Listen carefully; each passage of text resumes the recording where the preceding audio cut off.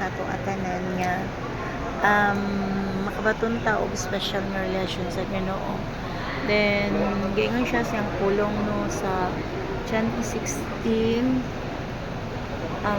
for God so loved the world that He gave His only begotten Son, that whosoever believes in Him should not perish but have everlasting life.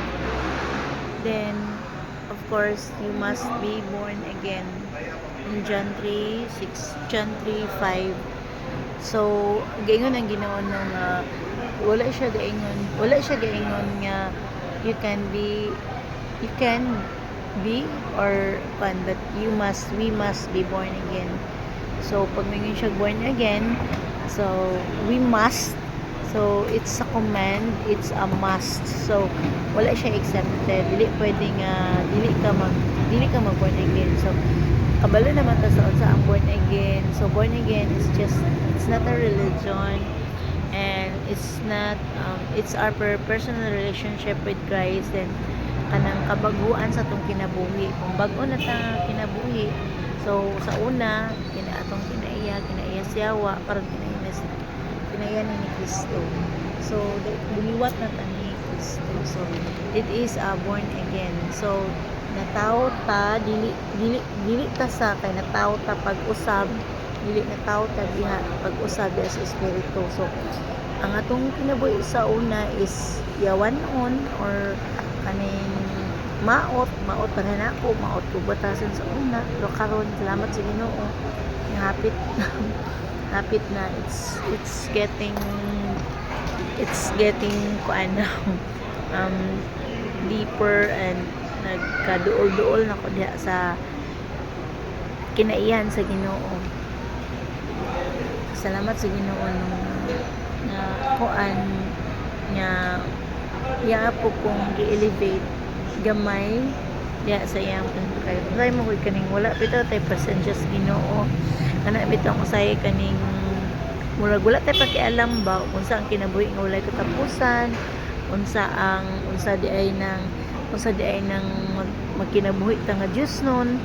Wala tay pakialam ana kung naabay langit o impyerno, marka bahala na lang, basta lang kay wala tay purpose, wala tay sense of purpose atong kinabuhi. Pero wala ko gaingon na nga wala ka or ako or sila or kita, wala kay sense of purpose atong kinabuhi. Of course na, pero ang uban mga tao kay nakalimtan ba, which is mao na siya nahitabo sa tanan niya. Ang atong gikuan andre is earthly life lang, unsa na to pagpagwapa, unsa na to pagpanindot, unsa na to nga malipay ta diri sa kalibutan, mag-enjoy ta diri sa kalibutan.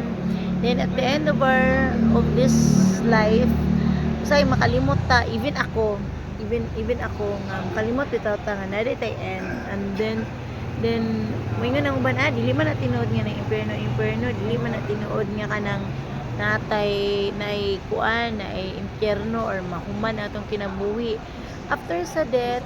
Wala na, it's end, no. Okay na according to the Bible, it's appointed unto man once to die, and after that judgment. John 11:25. Ingon ang Ginoo, ang Ginoo mismo ha, dili ako ang pulong niya, Ginoo. So kung masuko ka, kasuko lang ka ni Jesus, kay maning pulong, dili man ni ako ang pulong. Ingon siya, I am the resurrection and the life. He who believes in me, though he die, at he will have eternal life, and or he will live with me forever in heaven. Kung kuan ni si Marta man iyang giingnan katong si Lazaro ba nga nabanhaw, namatay siya gibanaw ni siya, do you believe this, Marta? Sa kuan sa 26 siya, yes my Lord.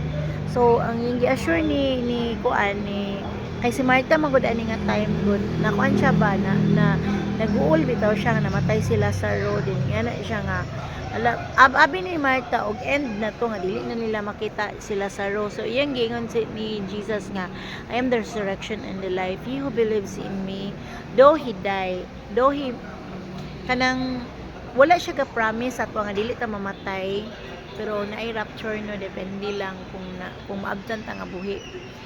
Kanang giingon niya di ana nga bisan pa og mamatay ta, pero naaman tay everlasting life sa nga gi-promise ni Lord sa ato. So dili daw angay tang mabalaka kanatay everlasting life. So si Jesus man once nga si Jesus may mag-ingon tinuod yun na. So dili gyud mamakak. So John 11:25 to 27 before that nagsuya sila ni Jesus ko. Mo ni atong assurance mga igsoon mo nga bisan ta mamatay naa din tay kinabuhi nga walay katapusan kay si Jesus man ang giingon gawas lang kung ako or si Pedro or si Kuan si naa sa kwan si Jesus yun